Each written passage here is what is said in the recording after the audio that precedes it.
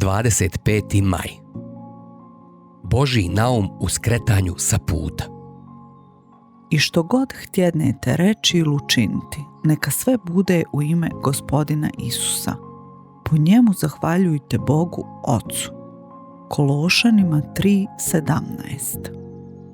Da li ste se ikada zapitali šta Bog radi dok vi tražite na pogrešnom mjestu nešto što ste izgubili, a što vam je očajnički potrebno? Bog tačno zna gdje je to, ali vas ipak pušta da tražite na pogrešnom mjestu.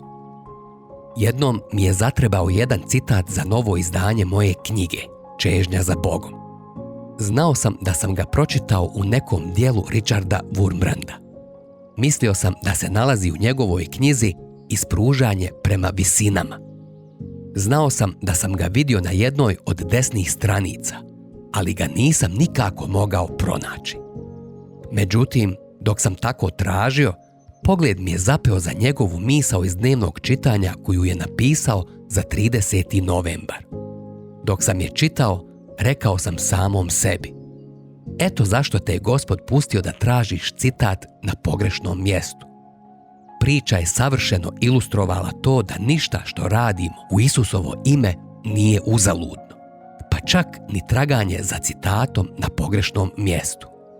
Evo šta sam pročitao. U domu za mentalno zaostalu djecu Catherine je bila zbrinuta 20 godina. Bila je od rođenja mentalno hendikepirana.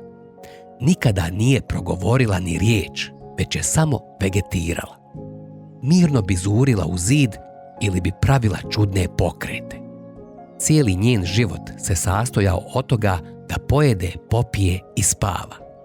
Činilo se kao da uopšte ne učestvuje u onome što se događalo oko nje.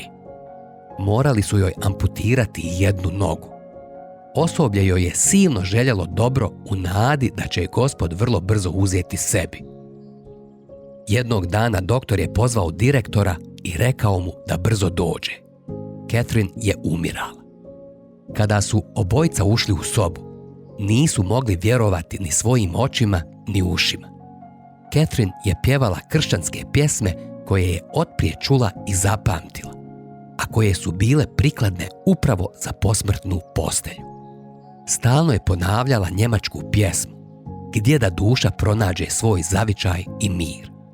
Pjevala je pola sata preobraženog lica, a zatim je tiho preminula. Citat iz najbolje tek dolazi. Da li je zaista protračeno išta što se uradi u Kristovo ime? Moja frustrirajuća i uzaludna potraga za onim što sam mislio da mi je potrebno nije bila uzaludna. Pjevanje ovoj hendikepiranoj djevojčici nije bilo uzaludno. I vaše mučno i neplanirano skretanje s puta nije uzaludno. Ako uprijete pogled u Gospoda kada se desi ono neočekivano i sve bude u njegovo ime, ništa neće biti uzaludno. Kološanima 3:17.